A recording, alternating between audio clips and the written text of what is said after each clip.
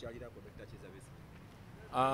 Sikyalidde Dr. Besigye yekka, tugenze kukyalira bannaffe bonna abangi omulimu abali mu Upper Prison n'abali mu Action Bay.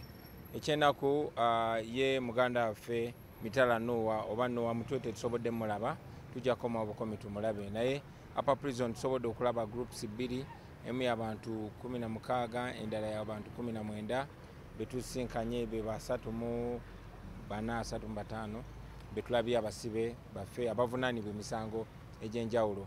Abamu bamaze emyaka 4, abalala 3, balala mwaka gumu kitundu, abalala 2. Banyigirizibwa, bangi bakubwa, bakyawenyera, balala balina ebirwadde ebikyaganya okuwona, abava amasira mu matu, n'abalala bakosebwa nnyo munda mu lubuto. Tubadde tugenze bagumya na kubajjukiza nti tulwana okola kyonna kye tusobola okulaba nti bafuna eddembe lyabwe.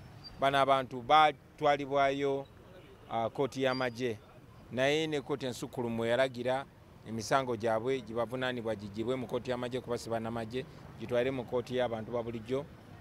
Gavumenti yagaana era paka kati bakyali mu kooti mu bumenyi bw'amateeka, kyetuvumirira era kyetulwanyisa okulaba nga kikoma. Nene Dr. Besigye naye tumulabyeko, naye ali bulungi era abatumidde. President